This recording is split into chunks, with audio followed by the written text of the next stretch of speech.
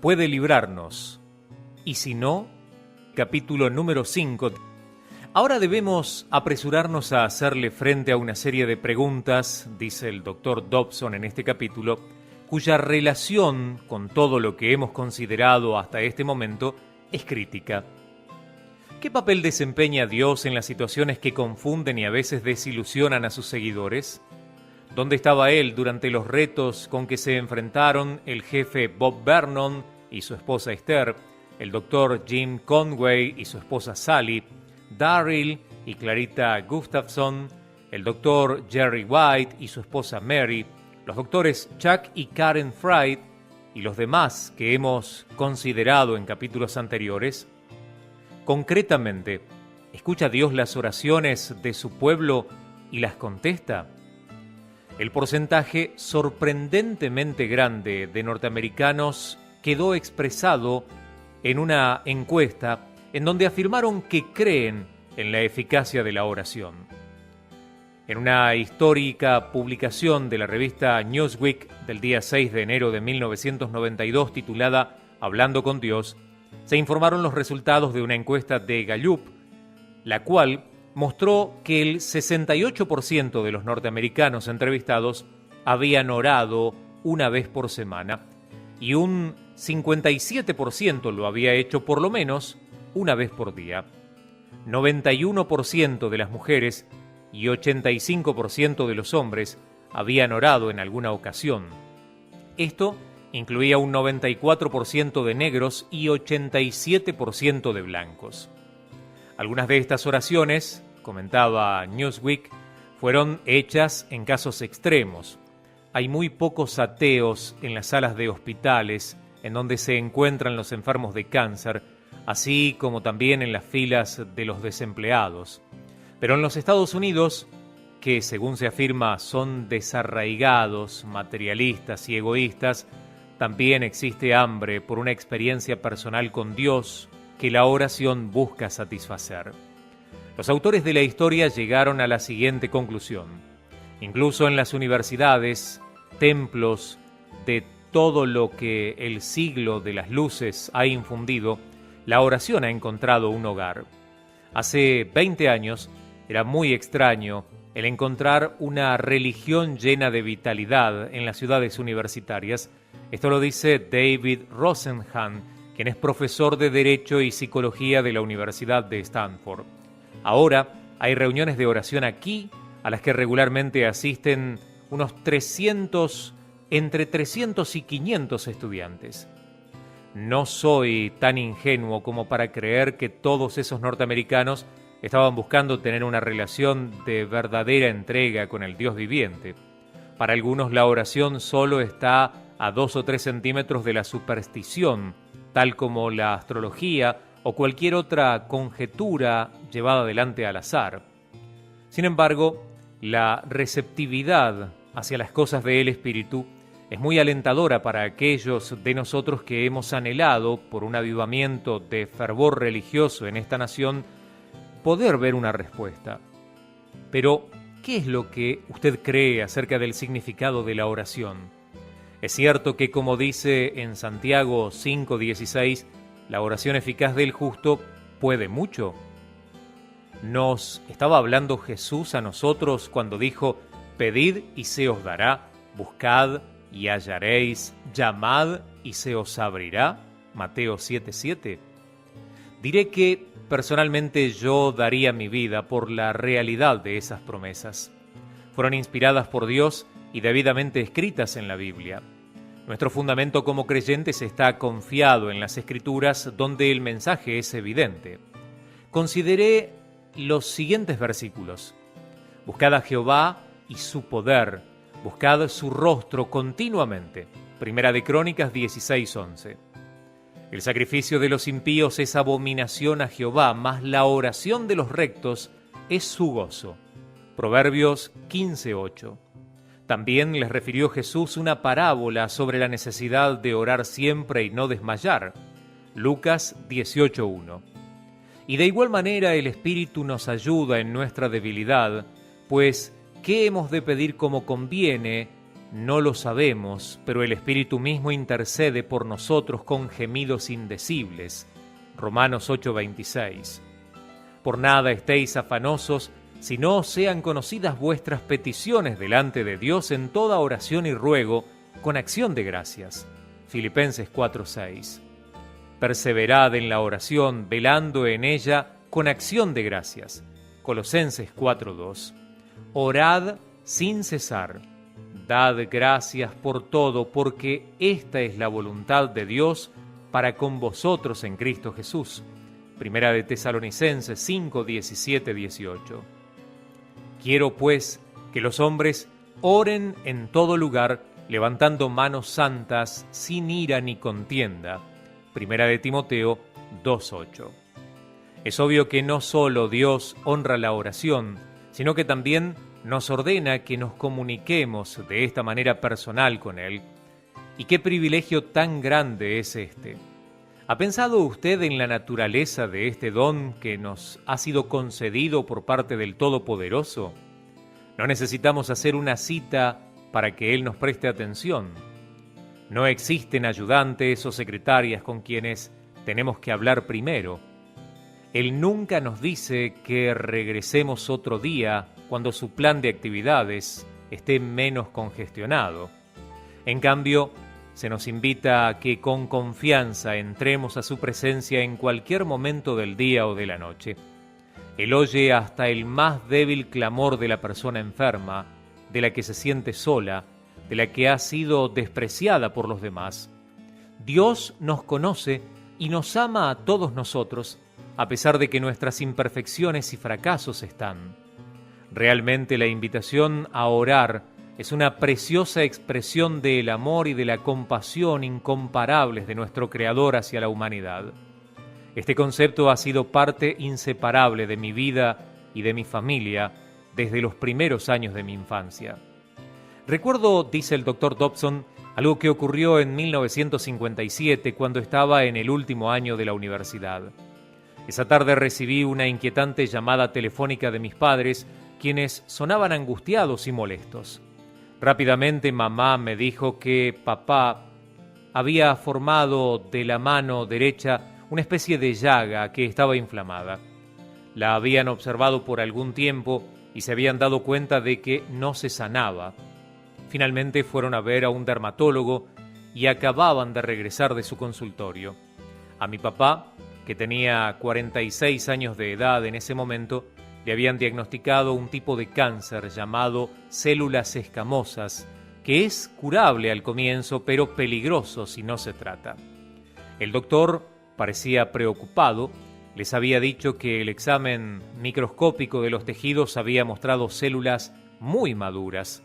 No podía decir si éstas se habían extendido a otras partes del cuerpo, pero tampoco podía descartar esa posibilidad. El doctor decidió tratar el cáncer con radiación durante un periodo de 6 semanas. El proceso de curación debía comenzar al final de ese tiempo. Si la lesión podía ser considerada o tratada localmente, desaparecería por completo en unas 5 semanas más, pero si no se curaba, problemas más graves estaban en camino. La horrible posibilidad de que entonces tendrían que amputarle el brazo empezaba a ser considerada. Mi padre era un artista y pensar que podría perder su brazo derecho o tal vez la vida sobresaltó a toda la familia y todos comenzamos a orar por él. 4 semanas después de haber terminado los tratamientos de radiación, aún la llaga seguía casi igual. No se veía ninguna señal de que se estaba curando. La tensión aumentó a medida que continuamos recibiendo informes médicos muy desalentadores. Estoy seguro de que esa enfermedad sería mucho menos peligrosa hoy en día que durante la década del 50, pero en ese tiempo ese fue un acontecimiento extremadamente inquietante. El médico de mi padre comenzó a pensar en el próximo paso. Era el momento de orar más intensamente. Así que mi padre fue a ver a los líderes de nuestra denominación y les pidió que lo ungieran con aceite y eficientemente o específicamente le pidieron al Señor que lo sanara de ese cáncer. 2 días antes de la 5ª semana de tratamientos, que era el momento en que el dermatólogo había indicado tendría que tomarse una decisión, hicieron un breve servicio con ese propósito. Exactamente 2 días antes, la llaga se había curado completamente para jamás regresar. Este es solo un ejemplo de las dramáticas respuestas a distintas oraciones que presencié durante mi infancia y mi adolescencia. Los ejemplos de esa época podrían llenar este libro porque éramos una familia que creía en la oración. Muchas historias vienen a mi mente.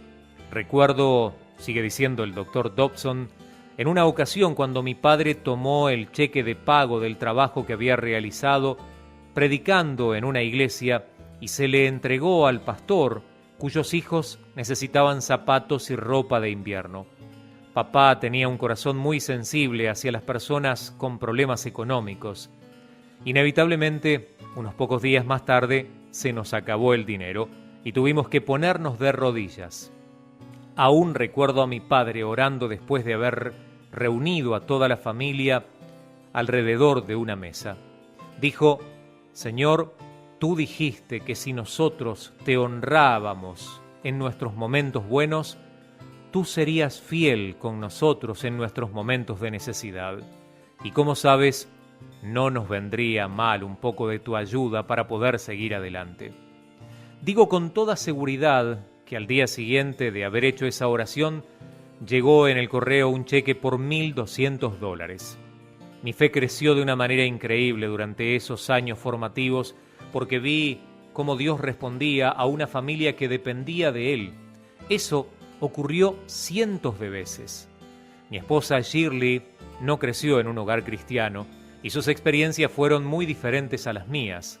Su padre era un alcohólico que abusaba de la familia y solo hablaba de Dios cuando maldecía.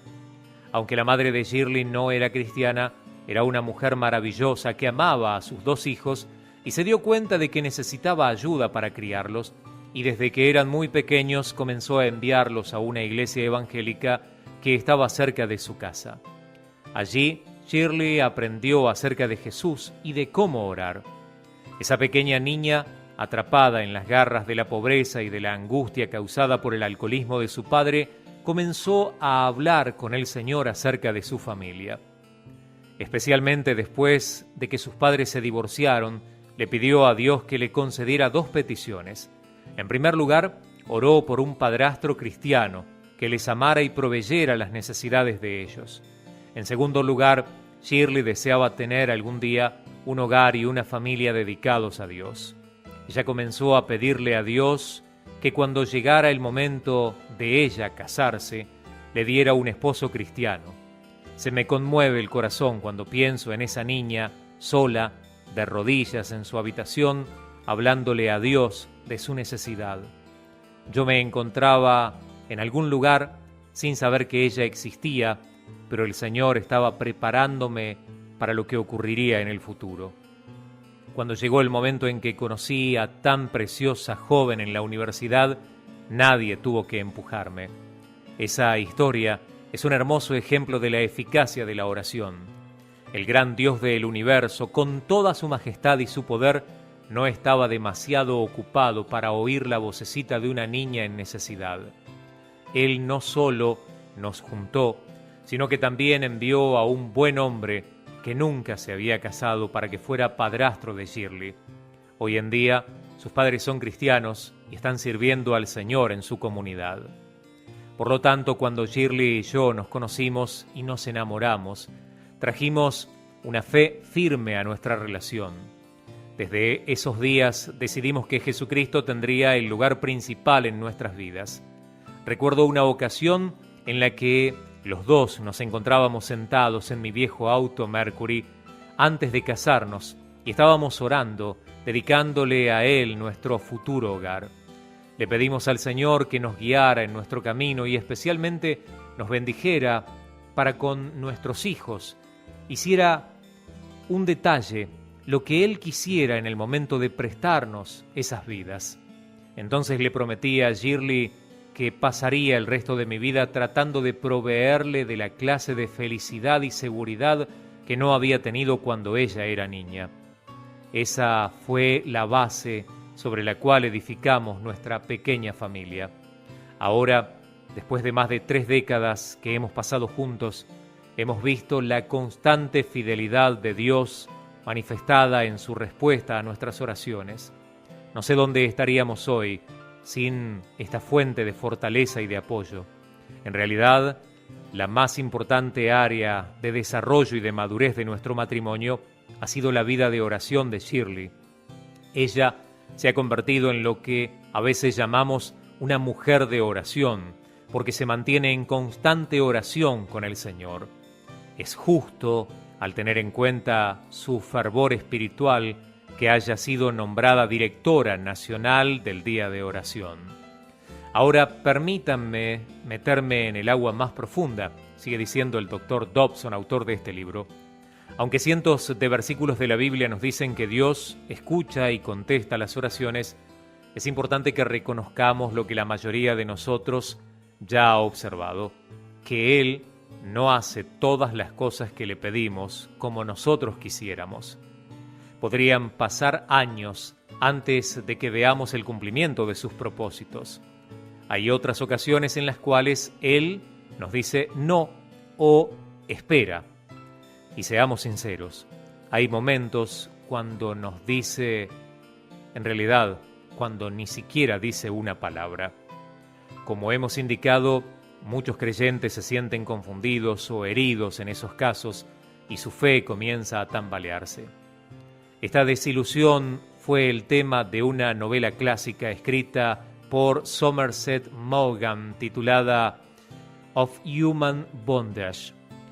El personaje principal era un hombre que tenía un pie deforme, quien había detestado su deformidad desde que era muy pequeño. Cuando descubrió el cristianismo pensó que había encontrado una manera rápida de librarse de su problema. Comenzó a pedirle a Dios que le sanara su pie y lo hiciera normal. A medida que comenzó a darse cuenta de que su repetida petición no le sería concedida, pensó que su fe no tenía ningún valor y perdió interés en Dios.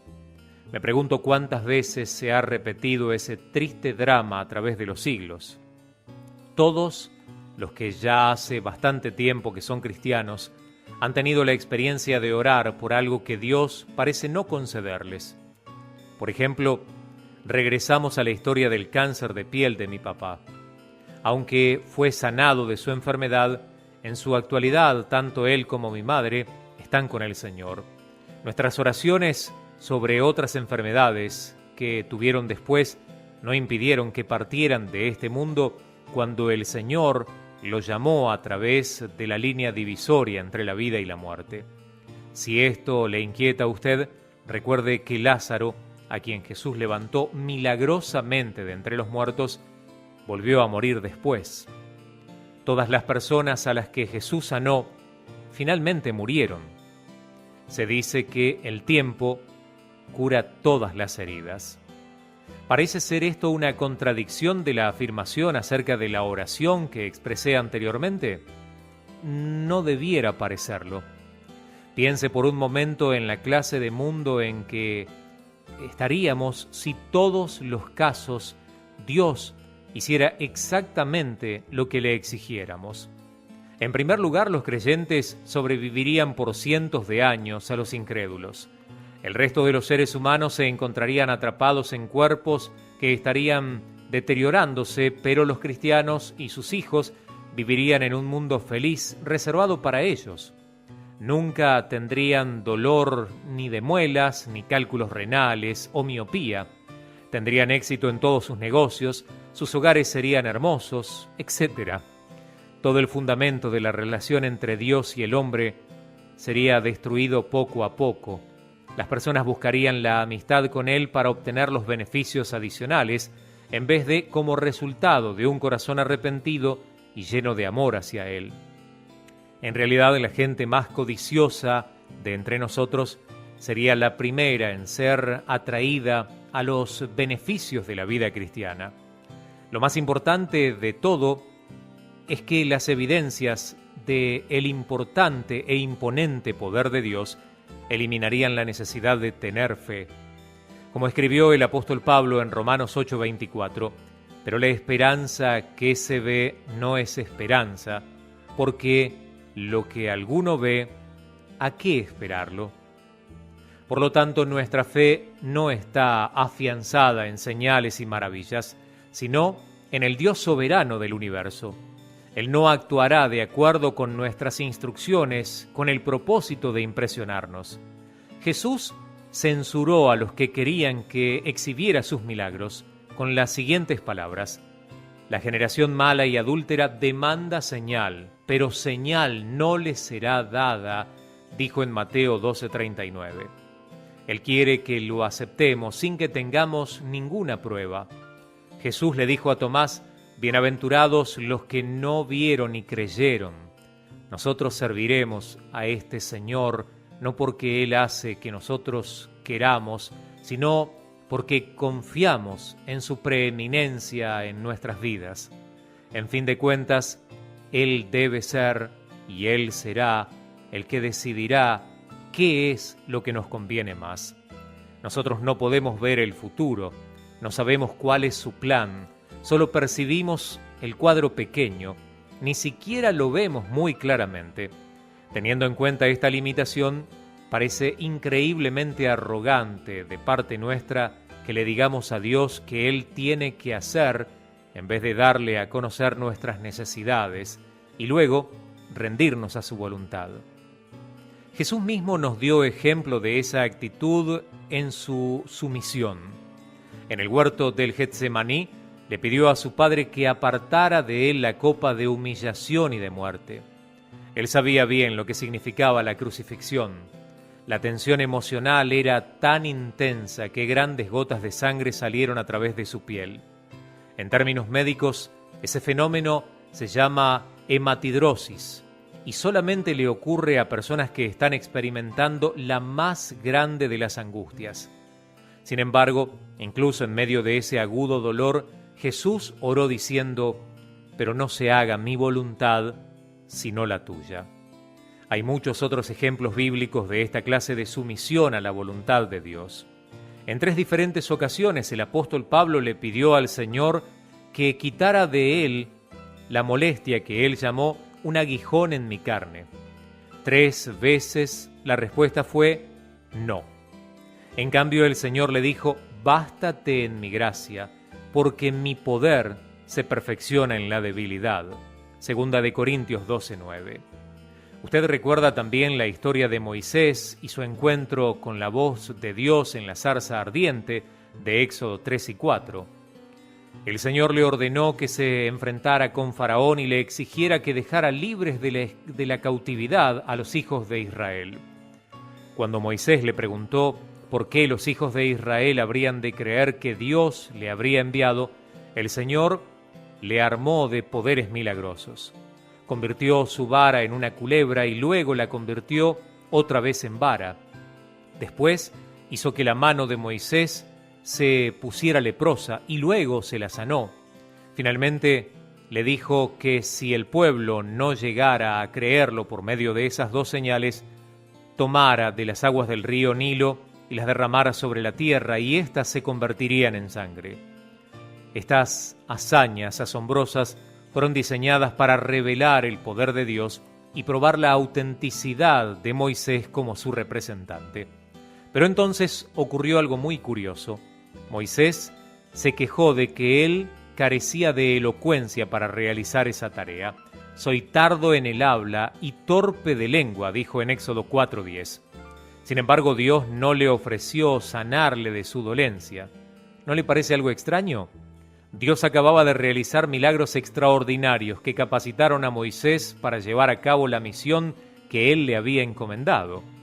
¿Por qué no habría de eliminar ese molesto impedimento del habla? Por supuesto, él tenía el poder para hacerlo. ¿No habría sido lógico que el Señor dijera: «Vas a necesitar una voz fuerte para guiar a 1.000.000 de personas a través del desierto. De hoy en adelante hablarás con autoridad»? No fue así como respondió Jehová. Primero se enojó con Moisés por usar esa debilidad como una excusa. Luego nombró a Aarón, el hermano de Moisés, para que sirviera como su vocero. ¿Por qué Dios no hizo las cosas bien y se deshizo del problema? No lo sabemos. Como he dicho anteriormente, hay ocasiones cuando lo que Dios hace no tiene sentido.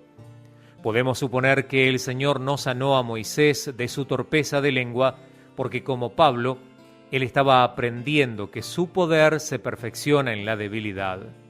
No habría sido escogido para ser líder porque era un obrador de milagros o un superhombre, sino porque el Señor había decidido usar sus influencias y sus defectos. Gracias a Dios, yo fui aceptado por Él de acuerdo con la misma provisión, dice el Dr. Dobson.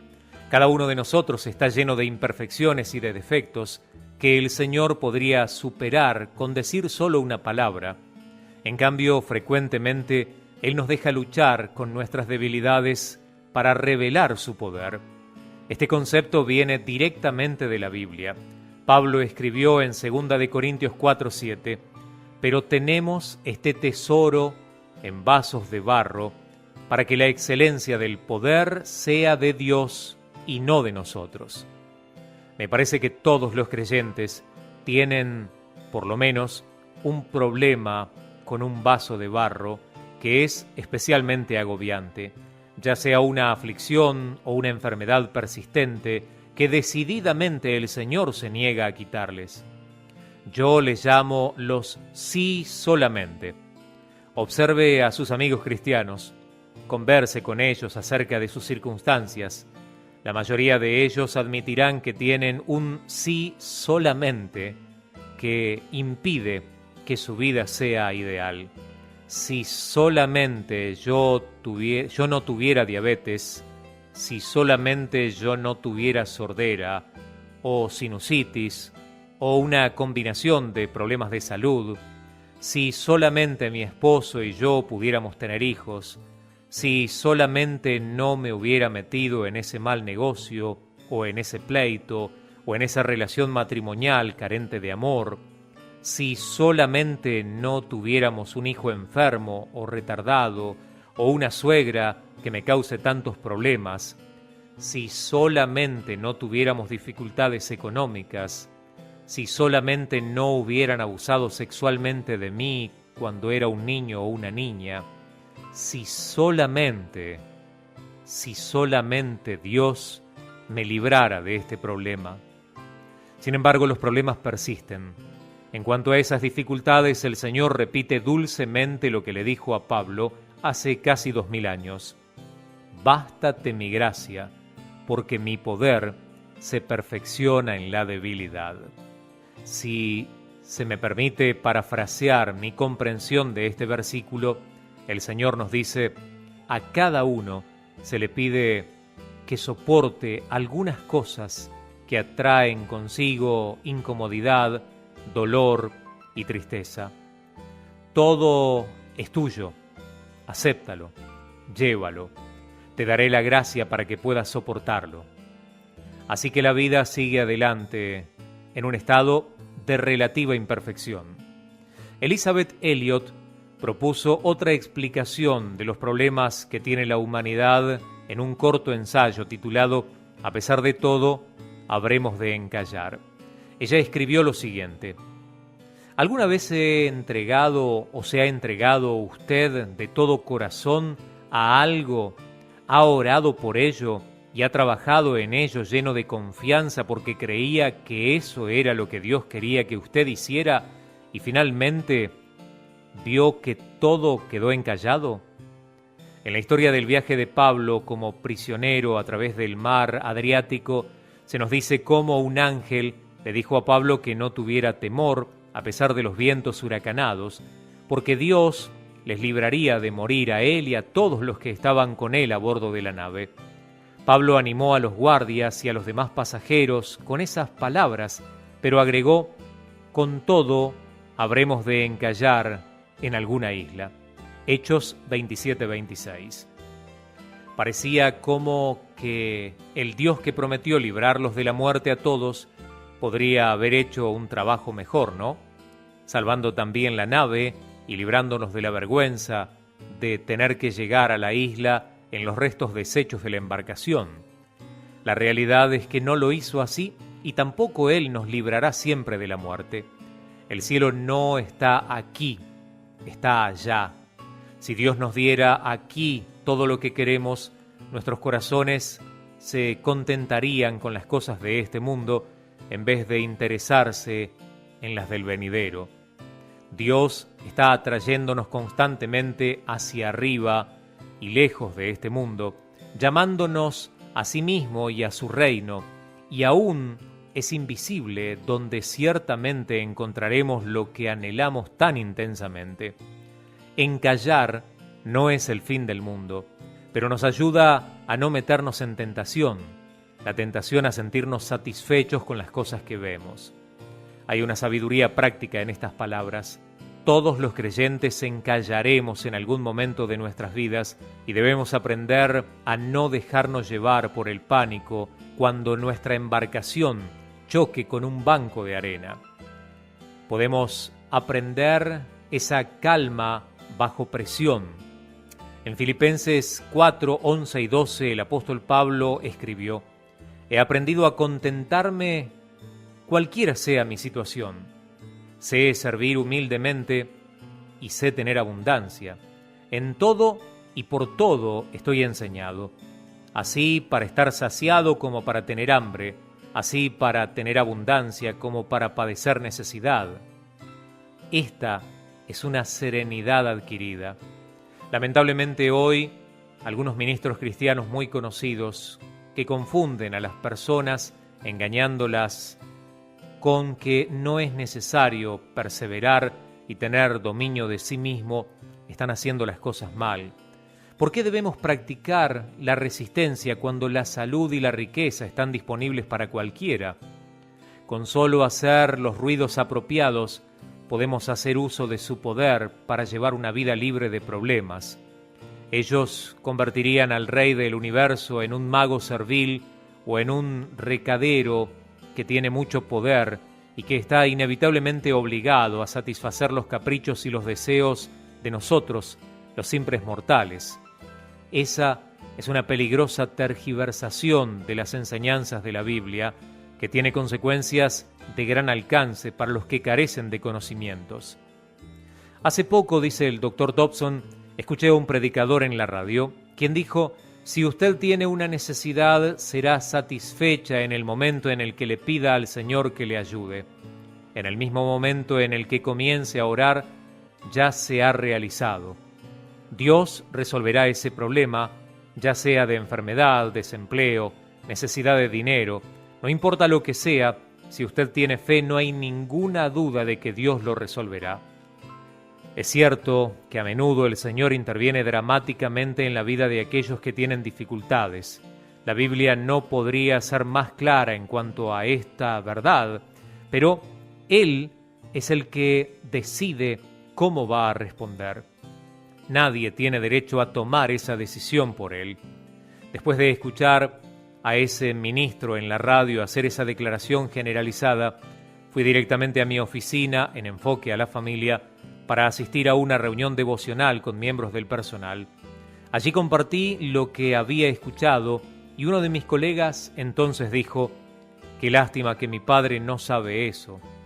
Su padre, ya anciano, sufrió un debilitante ataque de apoplejía y ahora tiene que permanecer sentado en una silla de ruedas, parcialmente paralizado.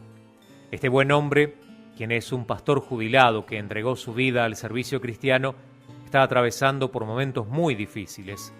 Se pasa la mayor parte del día mirando por una ventana a una cancha de golf en la cual jamás volverá a caminar.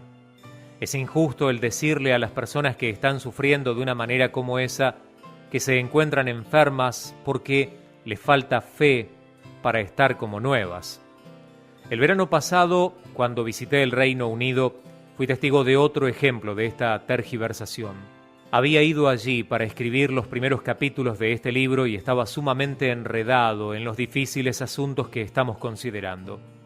Casi en el momento justo me enteré de que un sanador por fe norteamericano iba a llevar a cabo una cruzada de milagros que había sido muy anunciada. Los medios de comunicación hicieron muchos más reportajes acerca de él que aquellos que quizás se le habían hecho en su tierra natal.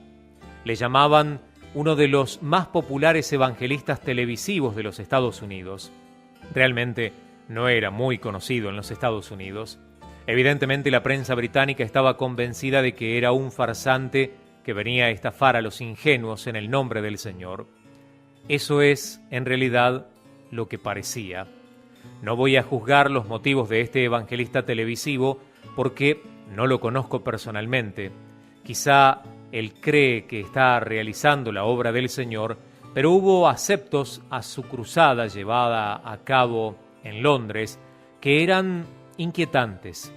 Se anunció, publicado en los periódicos populares sensacionalistas, que mostraba un par de anteojos oscuros como los que usan los ciegos, que tenían una grieta. También se veía un bastón blanco roto en la mitad. El encabezamiento decía: algunos verán milagros por primera vez. ¿Se da cuenta usted de lo que esto quería decir? Estoy seguro de que miles de hombres, mujeres y niños impedidos que vivían en Londres comprendieron aquel mensaje. Daba a entender que al final de sus sufrimientos estaba la condición de la disposición de que los que asistieron al servicio de milagros solamente serían los sanados. No es que Dios no pudiera sanar a los ciegos o cualquier otra enfermedad o deformidad. Él puede, y así lo hace, pero que yo sepa, nunca realiza esos milagros en masa. Permítame decirlo de esta manera: nunca he visto a ningún ministro que cumpla la promesa de sanar a todos los enfermos que vengan a las reuniones de sanidad. Por ejemplo, hay algunos que tratan de hacernos creer que tienen un toque mágico, pero existen razones para el escepticismo. Además, a menudo existe una histeria inquietante o un ambiente de circos en los servicios de sanidad. Tales milagros producidos en masa son un insulto a la soberanía de Dios y convierten la santa adoración a Él en una farsa. También estoy convencido de que cada partidario de la salud y la riqueza para todos tiene un pequeño secreto en lo más profundo de su alma. Ha tenido la experiencia de orar por algún familiar o algún amigo íntimo que estaba gravemente enfermo y que a pesar de sus oraciones no sobrevivió. Esto le ha ocurrido a cada pastor en todas las denominaciones, pero rara vez se admite ese secreto en medio de la ostentación o el entusiasmo de un servicio de milagros. ¿Está usted de acuerdo en que hay algo que no es muy honesto acerca de ocultar esas ocasiones en las que Dios contesta: no es mi voluntad? Olvidando y volviendo al caso de este evangelista televisivo que fue a Londres, diré que los medios de comunicación británicos fueron aún más escépticos después de que terminó la cruzada. Contrataron médicos para que determinaran y examinaran a las personas ciegas y enfermas cuando salían de los servicios milagrosos. Los resultados fueron muy vergonzosos para los cristianos fieles.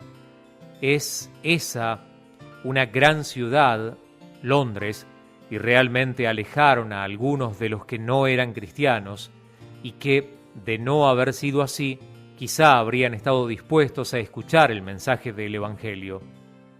Hay otra razón por la que estoy muy preocupado acerca de la enseñanza sobre la salud y la prosperidad para todos. La misma establece un nivel de expectativas que finalmente herirá y debilitará a los cristianos que son inestables.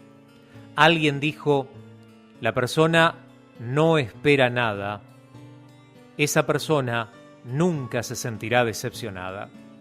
En contraste, las personas que realmente creen que todos los problemas serán quitados del camino de los seguidores de Cristo, quedan sin ninguna explicación lógica cuando Dios hace otra cosa menos lo que ella esperaba. Tarde o temprano, una enfermedad, una crisis económica, un accidente o alguna desgracia la dejará confundida. ¿Qué debe creer cuando descubre que la vida tal como es, resulta ser muy diferente a la vida como se supone que debería ser, tropieza inclinándose a aceptar una de varias conclusiones. Primero, Dios está muerto, aburrido o desinteresado en lo que concierne a los seres humanos, o Él no tiene ninguna importancia para nosotros. Segundo, Dios está enojado conmigo por algún pecado que he cometido. Tercero, Dios es caprichoso, indigno de confianza, injusto o siniestro. Cuarto, Dios ha pasado por alto todo esto porque no oré lo suficiente o no demostré bastante fe. Estas cuatro alternativas sirven para apartar a la persona de Dios precisamente en el momento en que su necesidad espiritual es mayor.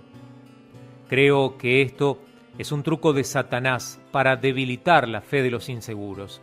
Y todo comenzó con una tergiversación teológica que promete una vida libre de tensiones y un Dios que siempre hace lo que se le dice. Las personas que dan respuestas fáciles a la temible pregunta acerca del sufrimiento humano probablemente nunca han pasado mucho tiempo pensando en ello. Estoy seguro de que han trabajado, como lo hice yo, en un importante centro médico infantil. En un lugar como este, todos los días, hay niños pequeños que tienen experiencias terribles. Algunos nacen sintiendo terribles dolores y eso es lo único que conocen. Otros tienen madres que son adictas a la cocaína o a la heroína y vienen a este mundo con una terrible necesidad de recibir una dosis de drogas. Por días, su lastimoso llanto resuena en toda la sala perinatal. Traen niños ya mayores que han sido humillados, golpeados y quemados por sus abusivos padres. Otros son como una pequeña niña de ojos pardos que estaba en el departamento de oncología del Hospital Infantil de Los Ángeles y que recuerdo tan vívidamente. Era una pequeña niña de 4 años de edad, cuyos padres creían que era normal y saludable, pero el día antes de que la llevaran al hospital, cuando la estaban bañando, la madre notó una protuberancia en su costado. Resultó ser un tumor maligno bastante grande. Solo le quedaban unos pocos meses de vida. Salí de la habitación sintiendo un nudo en mi garganta y deseando llegar a casa para poder abrazar a mis saludables hijos. Quizá usted se ha dado cuenta de que la vida parece ser evidentemente injusta. A algunos de nosotros nos mima y a otros los destroza. Tal vez esta es la pregunta más inquietante de todas que se podrían hacerle a un cristiano pensativo. ¿Cómo podemos explicar la injusticia tan aparente? ¿Cómo puede ser que un Dios infinitamente justo y amoroso permita que algunas personas experimenten toda una vida de tragedias, mientras que otras parecen disfrutar de toda buena dádiva y de todo don perfecto? ¿Y a qué conclusión podemos llegar cuando la desdichada persona es un niño? Bueno, conozco la respuesta que dan los teólogos, que la enfermedad y la muerte entraron al mundo como resultado del pecado y que todos los que estamos bajo esta sentencia de muerte en algún momento hemos pecado o vamos a pecar.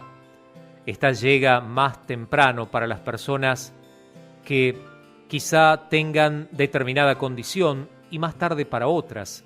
Comprendo y acepto esta explicación, aunque nos deja con un espíritu afligido. Es verdad que esta explicación del sufrimiento no es muy satisfactoria cuando miramos el rostro de un niño que está sintiendo un agudo dolor. Sin embargo, no estamos ni tenemos otra explicación mejor. Como he dicho anteriormente, sigue diciendo el Dr. Dobson, solamente podemos escudriñar la mente del Dios creador hasta cierto punto, y entonces, inevitablemente, se nos acabará nuestra capacidad intelectual. Sus pensamientos no solo son desconocidos para nosotros, sino que en su mayor parte son impenetrables. Él nunca ha dado cuenta de sus acciones a los seres humanos y jamás lo hará. Nadie lo examinará ni lo interrogará. En ninguna parte de la Biblia vemos a Dios hablando para defenderse o tratando de conseguir nuestra aprobación para lo que Él ha hecho. Simplemente dice, confía en mí. En su larga conversación con Job, Jehová no se disculpó ni siquiera una vez o trató de explicar las causas de las pruebas experimentadas por su siervo. Sin embargo, se nos dice específicamente que Dios es amoroso, bondadoso, misericordioso, paciente, paternal. ¿Qué vamos a hacer, pues, con la inquietud que sentimos por causa de las preguntas sin contestar? Todo queda reducido a las opciones planteadas por el doctor Jim Conway. Continuar creyendo en la bondad de Dios y esperar hasta que veamos cara a cara al Señor para hacerle nuestras preguntas, o llenarnos de amargura y de enojo por el sufrimiento que nos rodea. No hay muchas alternativas. Inevitablemente, como usted puede ver, regresaremos a la necesidad de la fe. Bueno, permítame concluir con lo siguiente, dice el doctor Dobson. Usted recordará la historia de Sadrach, Mesach y Abednego, relatada en el 3er capítulo del libro de Daniel. Ellos quedaron expuestos a la ira del rey Nabucodonosor al rehusar postrarse y adorar al ídolo que él había hecho. Nabucodonosor había dicho muy claramente que si otra vez se negaban a obedecer su orden, serían echados dentro de un horno de fuego ardiendo. La respuesta de ellos a esa amenaza de muerte es uno de los pasajes más inspiradores de la Biblia. He aquí nuestro Dios a quien servimos puede librarnos del horno del fuego ardiendo, y de tu mano, oh Rey, nos librará.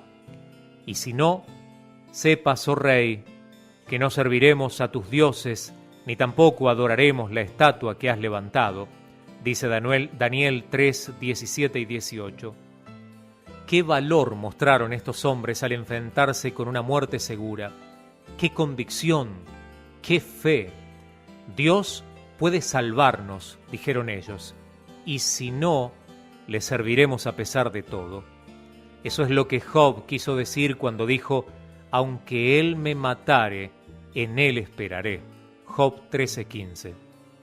Es lo mismo que Pablo cuando quiso decir, haya pues en vosotros este sentir que hubo también en Cristo, en la carta a los Filipenses capítulo 2 versículo 5. En el versículo 8, Pablo describe cuál es ese sentir. Se humilló a sí mismo haciéndose obediente hasta la muerte y muerte de cruz. Esa entrega total a la voluntad del Señor es lo que Él quiere de su pueblo, incluso cuando las circunstancias parecen arremolinarse fuera de control. Él puede rescatarnos, pero si no,